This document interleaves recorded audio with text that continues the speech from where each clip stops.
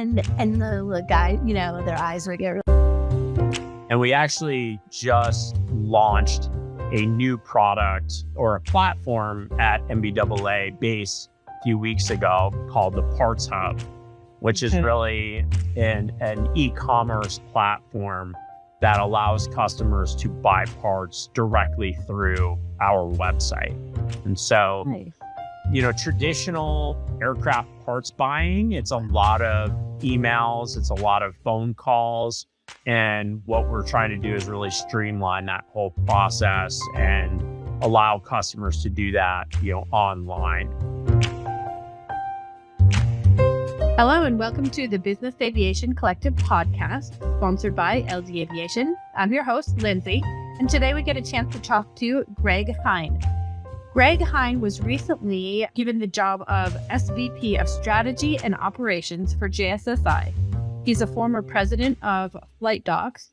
He's also created and run his own company and has a ton of experience in the podcast and marketing section. So, hi, Greg. Hey, Lindsay. How's it going? Thanks for having me on. Yeah, I'm so glad to have you here. So I think we're going to get a chance to talk to you about a section of the aviation industry that I don't know a lot about. And it's going to be about software, because currently you basically oversee all the different software divisions for JSSI. Is that correct?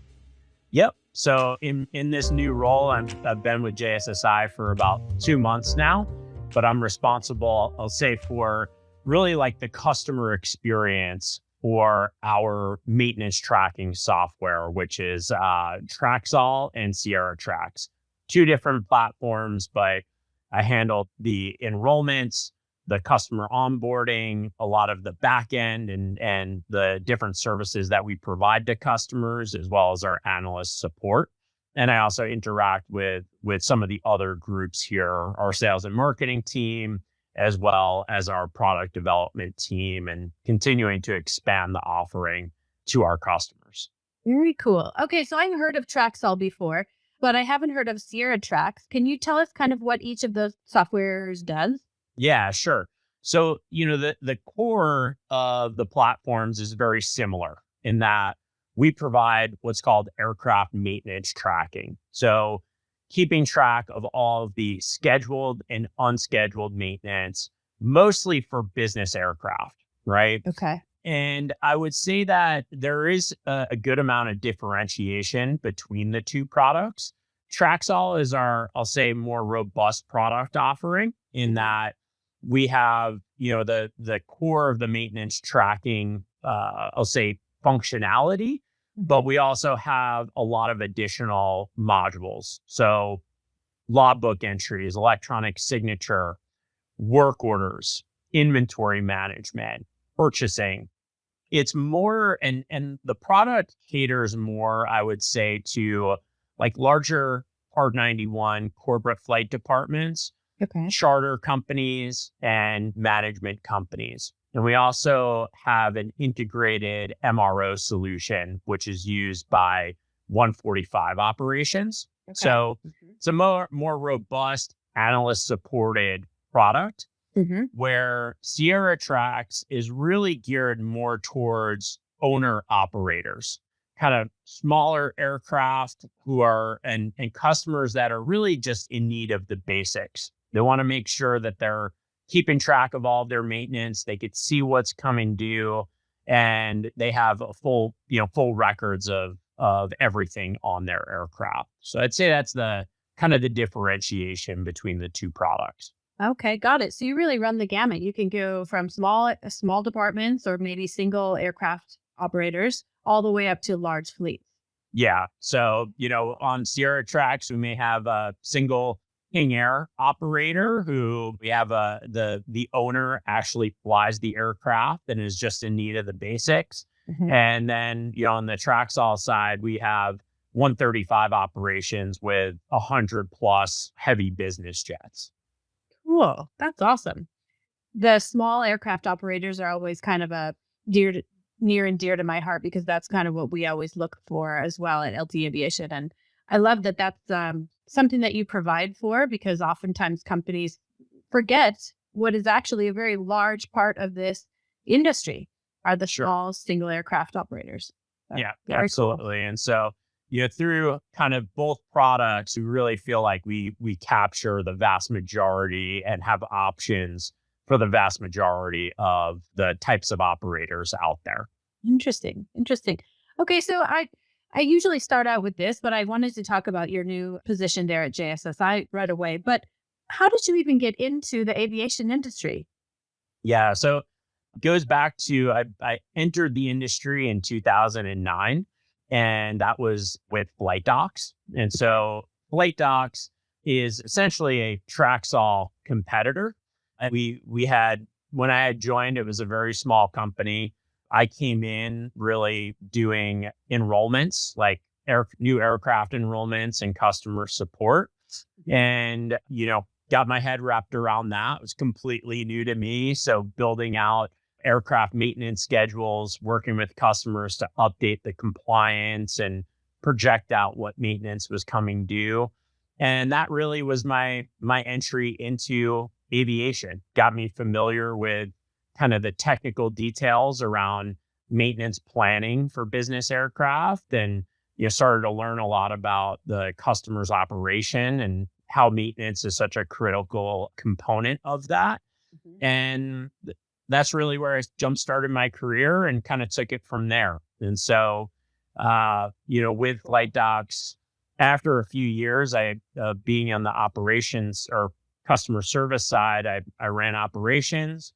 Then I got into running sales and marketing. And then I got into kind of the product development side of things and building new features and completely new kind of platforms. And it kind of ran from there. But Interesting. yeah, That's so cool. And your background, I want to say, is in business in general, right? You have a business degree? yeah.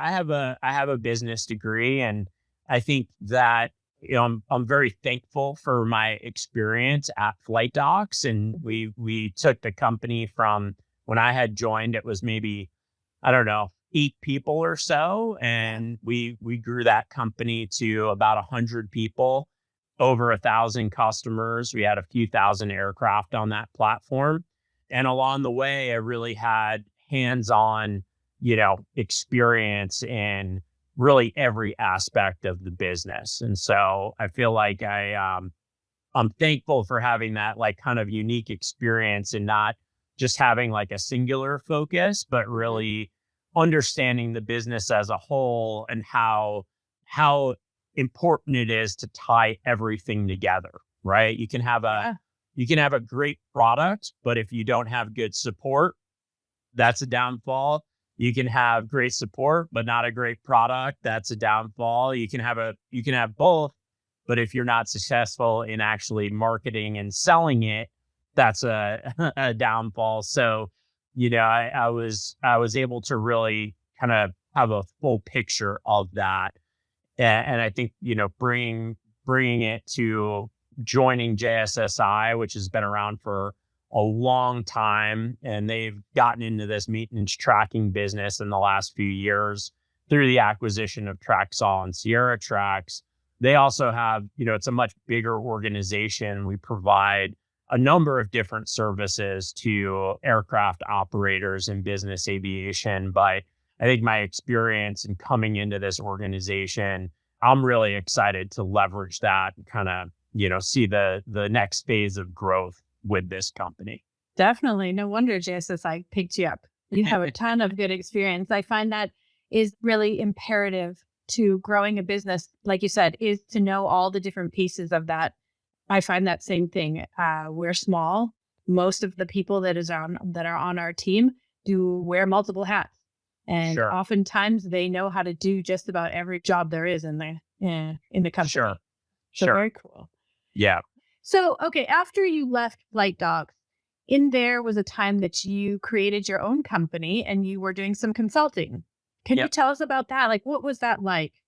Yeah, sure. So I had left Flight Docs. Well, so in 2020, we ended up selling Flight Docs and we merged with a company called ATP. They're now called Varion. They did a rebrand, I think, earlier this year. But, I stayed on after the merge for about a year and then decided to part ways with them. And, for a short period of time, I started my own company called GHC Interactive.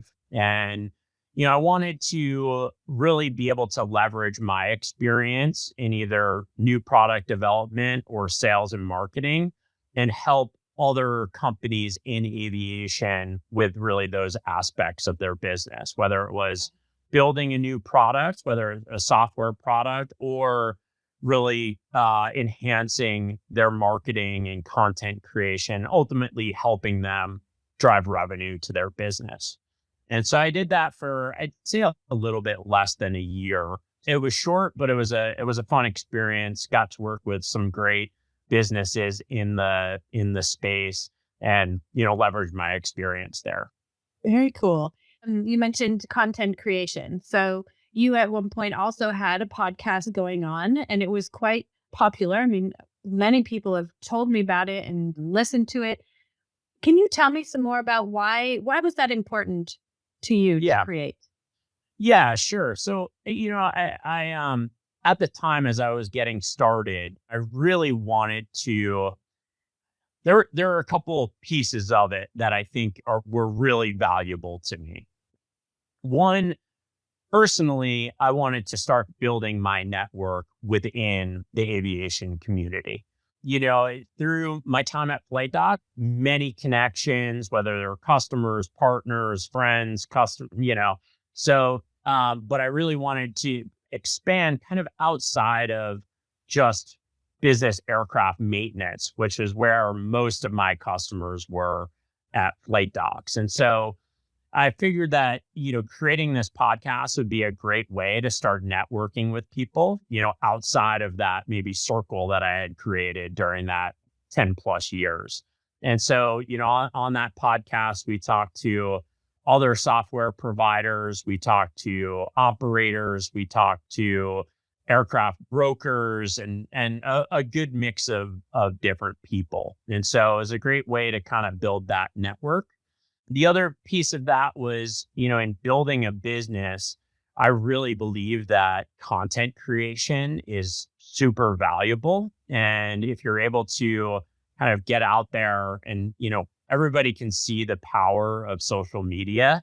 And so being able to constantly create content that was valuable to the community, I think was great. And ultimately it created leads and new business for my new business.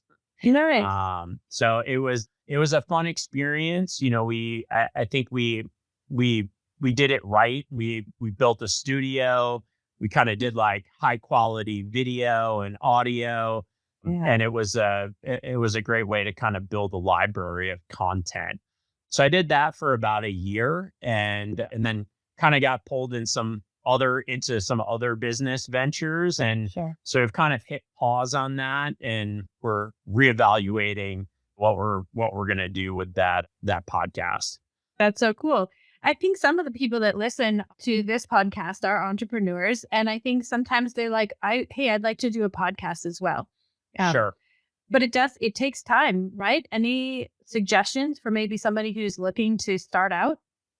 Yeah, I think a good thing to consider is that as you're starting it, I would start simple, right? Mm-hmm. And see, okay, are a lot of people would like to start a podcast, but they think about all the possibilities and they say, oh man, this is going to be, super time consuming. I don't know that I have maybe all the skill sets for it, whether it's technical or personal or whatever it may be.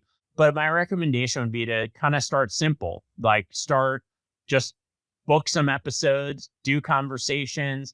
The only way to get good at it is through like reps, right? And so you kind of see what works, see what the response is from your audience and kind of build on it from there. And I think that's an approach for podcasting, but I think a general approach that works in kind of anything that you do in life, right? right? Reps. You just, Yeah, you're not going to get good at it by just thinking about it. It's just to do it over and over. exactly. Yep. So True. yeah.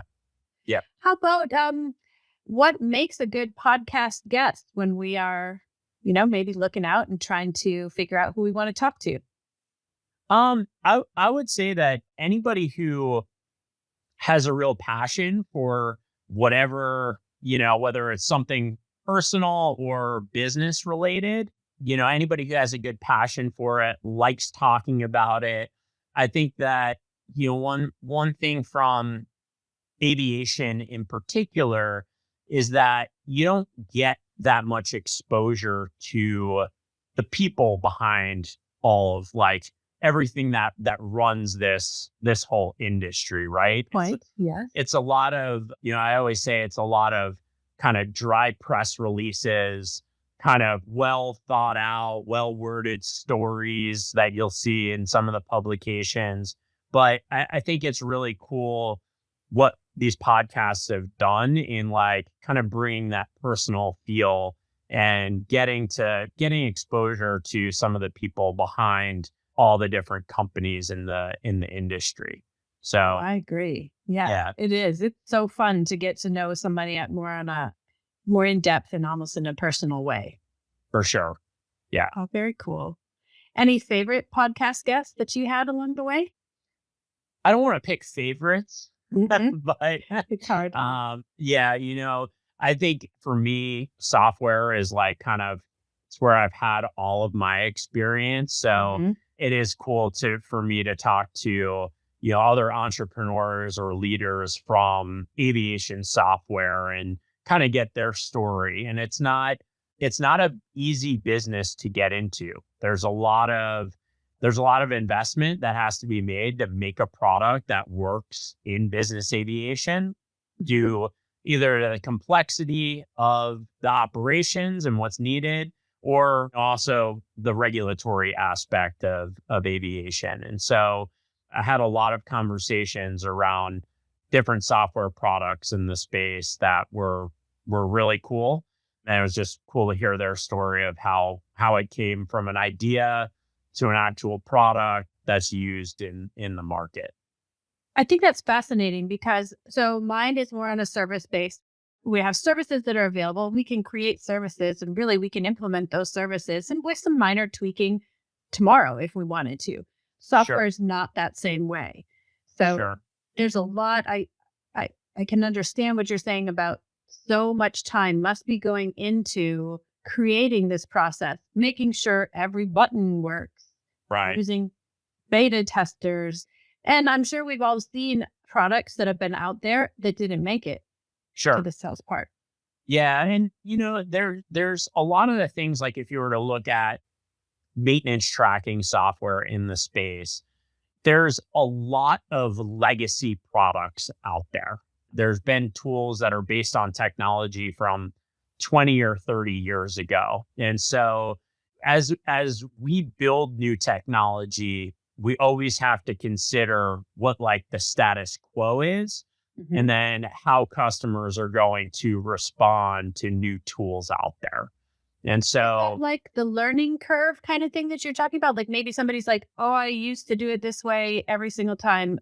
Why do I have to change? Yes. And so I always say that change is the biggest objection to selling our products. Okay. And that most of the customers that we talk to have been using the same product for 10, 20 years. And so, it's very easy to see the benefits in the offering in Traxall. I think it's an easy to use product. It's a powerful product.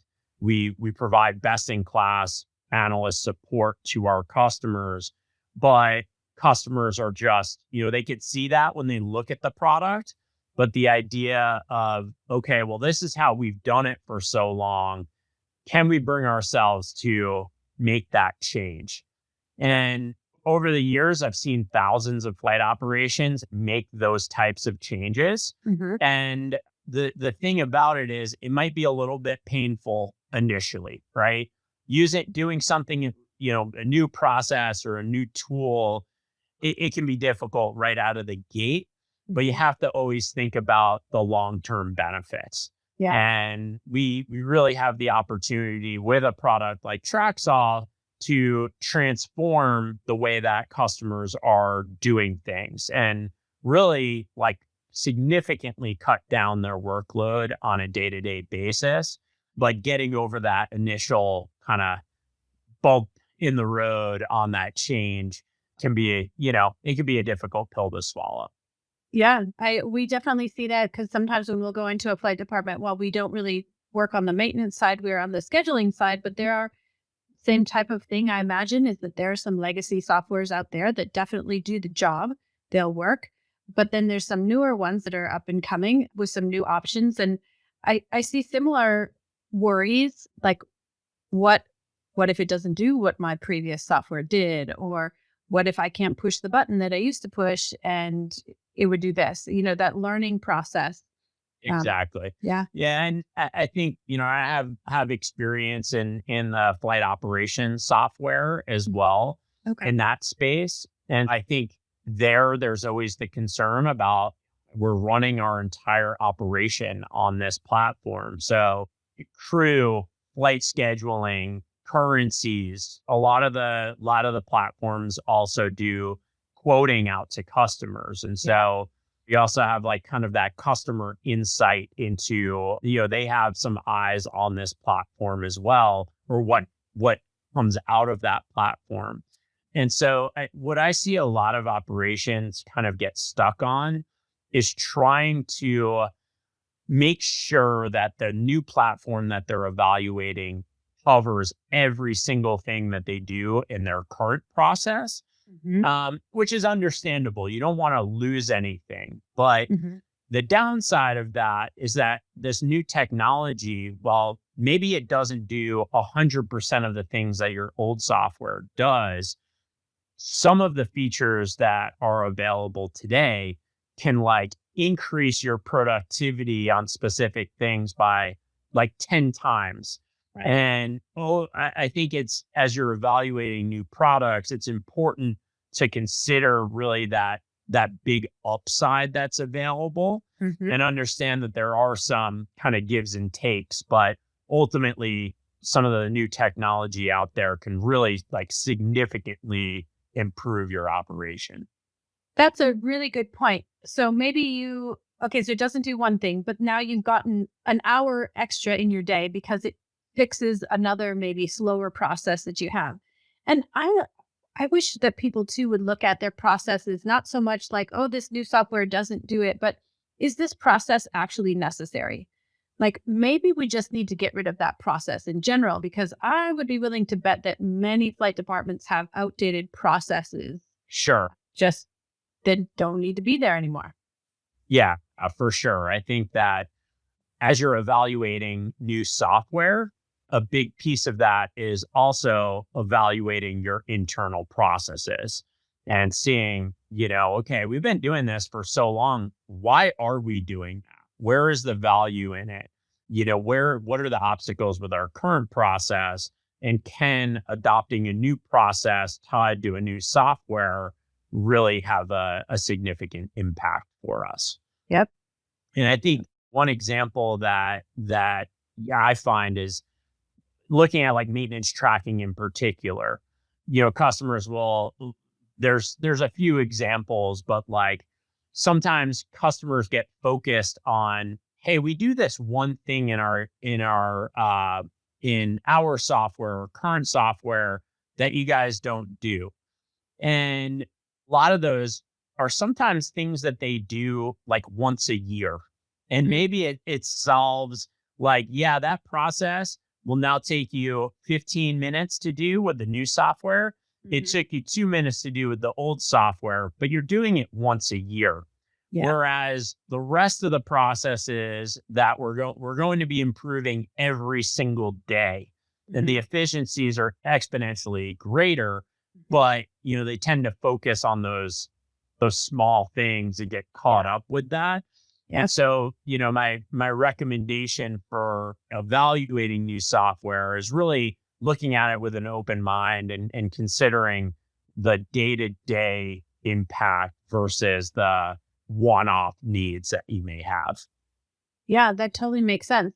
And then understanding it kind of behind the scenes, like what you are working on. Correct me if I'm wrong, but if a customer is like, hey, I'd really like this item, you bring that back to your whole development team. You're like, okay, here's item. This person wants this item. And it gets kind of weighed against all the other items that all of your customers are putting in there. And it gets added to a list and prioritized. Is that? Yeah. So, usually?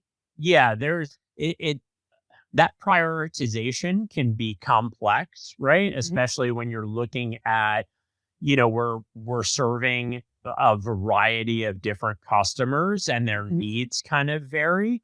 But ultimately at JSSI and Traxall, we're very, and with Sierra Trax as well, we're very customer focused. And one of the things that, drew me to this company to join was their commitment behind investing in these products and creating a more robust platform. And so every day we're fielding suggestions from customers and evaluating, are these really one-off suggestions that may be tied to kind of like their legacy processes, or are these things that can really impact the industry as a whole? And we try and we have a kind of a system in place where we try and kind of score these suggestions based on like the impact to a single operation or the impact to the industry as a whole.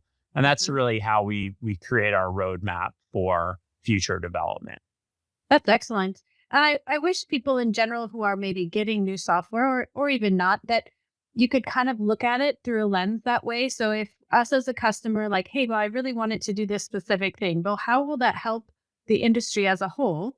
If I can make it look like, or if I can show how that would help more than just me, I think that's a good suggestion or good idea to look at before you send out, hey, I want you to do this thing or this thing, get a broad idea and then send it out as a request or suggestion.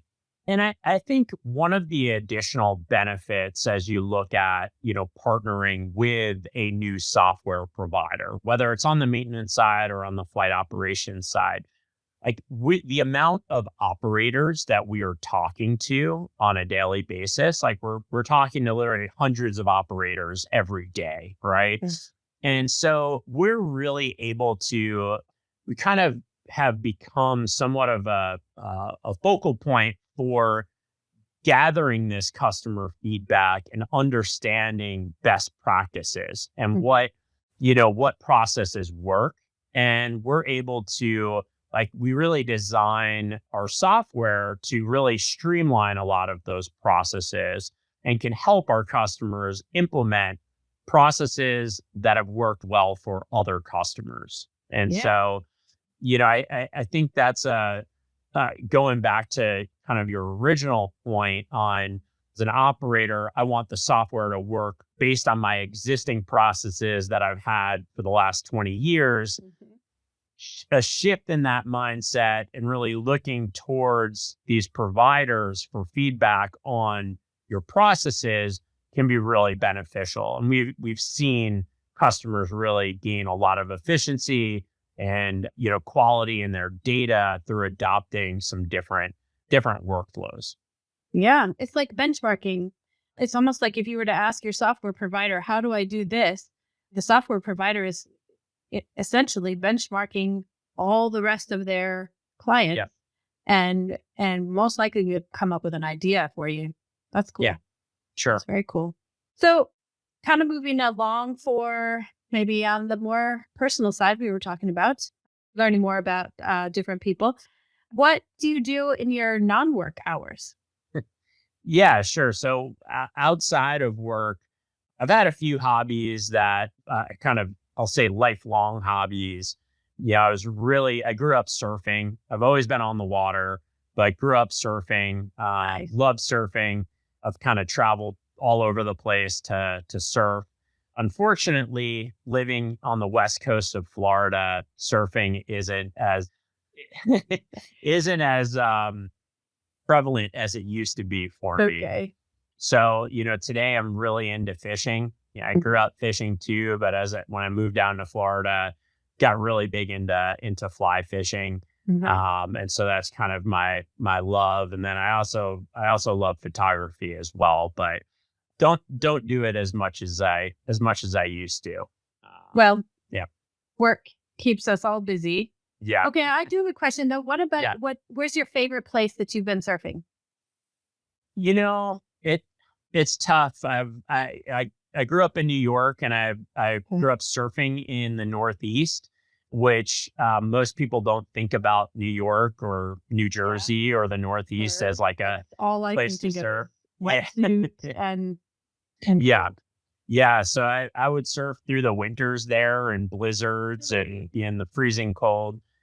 There's some great waves up there, but I also really like Puerto Rico. I used to go there once or twice a year, but I've been Puerto Rico, Costa Rica, Nicaragua. So I don't know. I don't know if I have I don't do favorites. Like that sounds that's all around questions for me to be asking. So okay, so Costa Rica. I tried my hand at surfing in Costa Rica this last November. Okay, but that's a no-go for me. I think I must have tried to learn way too late in life. My kids though didn't do so bad. They at least stood up. Yeah. Nice. It's not surfing is not something that you can easily just like jump into. It does take quite a commitment, and people always ask like what's the hardest part, like standing up, but there's quite a bit more that goes into it. Like just even paddling out to get like out to the waves is actually way more difficult than it looks. Yes, but it was. Yeah. And this takes a lot of body strength and muscles to do that. That whole jump up on the board. We tried it on the sand first, and then we got in the water for it. That it is very physical sport. Yes, it is. And it's like a full body physical workout. Yeah, it sure is. Yeah. Oh, so much fun. So much fun. So fishing, fly fishing, a little bit different, I guess, speed maybe. I don't know much about fly fishing, but I understand you're supposed to tie your own flies. Yeah. Not everybody does. I tie my own flies.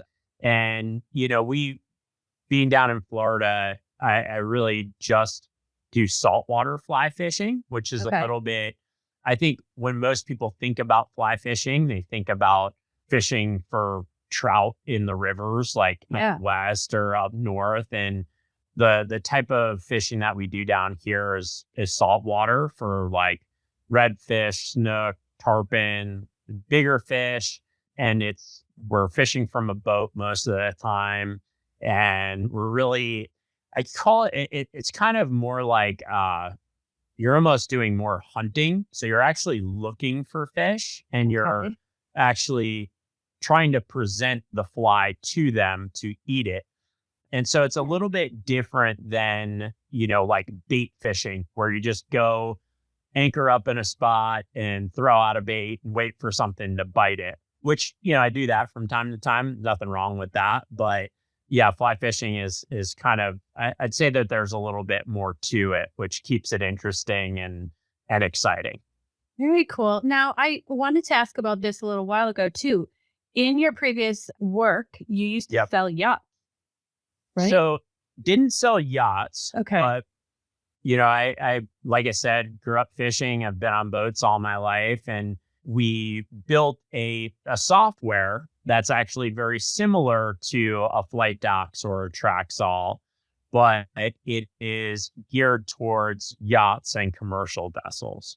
And so, interesting. Yeah. So, while I was out of aviation for a little bit, we built a new product that actually was just released recently for keeping track of maintenance on, like yachts and ferries and fishing boats and things like that. So interesting. From a product standpoint, it's very similar. It's a little less complicated than aircraft maintenance. Okay. And the business is a little bit different because on the marine side, you don't have the same regulation. Like the oversight from like a FAA or EASA doesn't necessarily exist in the marine world. Okay. Especially for, personal yachts. When you get into ferries and commercial vessels, there is a bit more regulation, but overall it's not as, I'll say, stringent, especially on the maintenance side of things. So my dad and I built that company. I stepped out of it to, from a day-to-day basis to get back into aviation, but that company is still up and running and they're continuing to grow. That's great. So you got a chance to work with your dad. Yes. Yeah. So I never thought I'd work with my dad. I always tell that story as a complete pain in the ass, but he's, but we work well together. And we built flight docks together and, sold flight docks. And then we had started Vessel Vanguard, which is the marine business. And so I've worked with him, but now, with obviously being at JSSI, not working together in the aviation space anymore. But kind of like a serial entrepreneurial family that you guys have. And so cool. Yeah. No, great experience. I think my dad's, if for those who have met him, know he's a bit different than I am. We have different personalities and I think different strengths, but I think that's actually what allowed us to work really well together and be successful with these two businesses, is that we kind of, I'll say, balance each other out. That is so cool. My grandfather started a company and then all of his kids worked in that company. So I grew up, I guess I would have been third generation. And I grew up working in that company when I was younger. I mean, doing all the grunt labor pieces of it, basically. Sure. Again, more of a service type of business. But then they decided that they wanted to sell it and they didn't need the third generation to take over, which I was really upset about. I thought, boy, I would love to do that. Yeah. But it is really a lot of work building and creating a company. It takes a lot more than just the regular 40-hour-a-week type of paycheck. For sure. Yeah. And there's, being an owner of a business, there is just a different level of commitment and, urgency and really everything relies on you at the end of the day to make sure that it's successful. And so it's a lot owning and running your own business for sure. But with that background that you have, I mean, what a great find that JSSI got.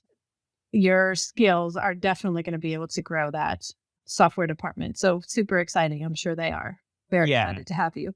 No, and the team at JSSI is really top notch. I have known a lot of the people here for quite some time, and we actually had done a little bit of work together while I was at Flight Docks. And so, I was familiar with the team and kind of the progress that they were making.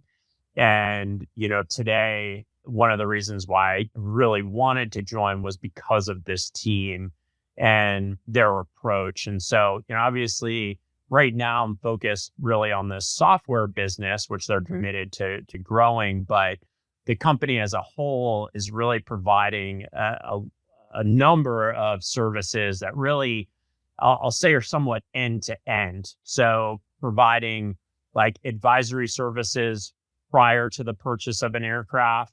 Okay. Providing hourly cost maintenance programs, which is the biggest piece of our business. They also started and built a parts and leasing business, which has grown significantly over the last few years. Okay. They acquired the software business, which I'm really focused on. And then they also have acquired an aircraft financing and capital business. And so, nice. They're really trying to build an end-to-end suite of products. And we have an incredible team that's behind this and committed to growing all of these different products in the future. Excellent. Yeah. Okay, I have two questions about those products. Could you tell us a little bit more about what is the maintenance program? I Yeah. mean, I've worked with it, and as scheduling works with it, usually when we report the number of hours that we have at the end of the month, that's very important for the maintenance department to bring into the maintenance programs. But could Sure. you just tell us a little bit more about how that works? Yeah, sure. So around what we call hourly cost maintenance or HCM, we provide this service for engines, APUs, and then airframes. And so, or all three of them combined, which we call tip to tail coverage. Okay. And really what that does is you're paying in based on an hourly rate. So as you're flying the aircraft, you're paying into an account or a fund. Hmm. And what we do from there is that any unscheduled or scheduled maintenance for those different assets, we're actually working with the maintenance providers and taking care of those costs. And so what that does Okay. for, an aircraft owner or operator is that it really levels out the budgeting so that you're not, you know, obviously you kind of have these big peaks and valleys when it comes to paying out for maintenance. Yeah. And it becomes very difficult for, either a corporate flight department or a management company to budget properly for those things. Yep. And really that's where our hourly cost maintenance program comes in. And kind of the additional benefits that are gained through that is that we have a big team of technical experts on particular airframes, engines, and APUs. And so we really understand the maintenance, the different service providers out there. We can also tap into our pool of parts from our parts and leasing business to really lower the cost or, expedite the sourcing for different components that are needed. Very Uh, cool. That was my next question, the parts and yeah. leasing. Yeah. So, I mean, we've all on the scheduling side been at the point where like, okay, the aircraft's can be ready to go tomorrow morning, but then maybe the part didn't come in or it got held up somewhere. So, Yeah. yeah, if you could tell us more about that part, that'd be great. Yeah, sure. So we have a entire parts business, and we support our customers on the hourly cost maintenance, but we also support plenty of third party customers, whether they're other operators that are outside of the HCM customer base, or even service centers or OEMs. And so today, I think we have over 75,000 parts in inventory. We have a whole team that's dedicated to purchasing. So we're always out there buying for our own stock. But another benefit is that even if we don't have inventory in stock, Mhm. we're also able to. So if a customer called and said, hey, we need this part, we don't have it in inventory, that team also goes out and searches the market for it.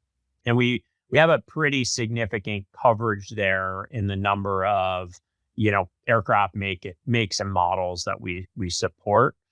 And we actually just launched a new product or a platform at MBAA base a few weeks ago called the Parts Hub, which is Okay. really an e-commerce platform that allows customers to buy parts directly through our website. And so, Nice. traditional aircraft parts buying, it's a lot of emails, it's a lot of phone calls. And what we're trying to do is really streamline that whole process and allow customers to do that. We're also it's a bit Nice. more than just straight e-commerce, in that we're building some workflows in there to help purchasing departments like manage their requisition of parts, as well as feed some data back from our HCM business, as well as the Traxall and Sierra business back into that platform. Okay. Very interesting. Well, yeah, data is key. All those little Yes. data points, and you have a lot of customers, probably Yes. gives really good information. Yeah, for sure. And that's, that's another big part of the business is, we have accumulated a lot of data around maintenance and cost, and we're able to really leverage that internally to make decisions on new products or purchasing or trends in the market. And so that's a big deal for us. That's great. Oh, very, very informative, because I think sometimes on the scheduling dispatch side, we just don't see a lot of what's happening behind the scenes on the maintenance side, even the Sure. software. Maybe we're integrating with somebody that we're passing, like I said, maybe monthly engine cycles on over, but we don't necessarily know why. So I love that you gave us that background. Thank you. Yeah, for sure. Very cool. Well, Greg, thank you so much for your time today. It's been really interesting to hear all about your background and what you're doing now. If somebody wanted to reach out to you and ask you some more questions, how would they do that best? Yeah. So probably the easiest would be to find me on LinkedIn. I'm pretty active on LinkedIn. Connect with me there, shoot me a message, and I'm happy to, set up a time to talk or get you connected to, if you're interested in learning about one of JSSI's products, I'm happy to get you connected with an expert in that particular product. Excellent. Sounds great. Well, thank you again very much, Greg, for your time. And I hope we can chat with you again soon. Yeah, absolutely. Thanks for having me on. I appreciate it.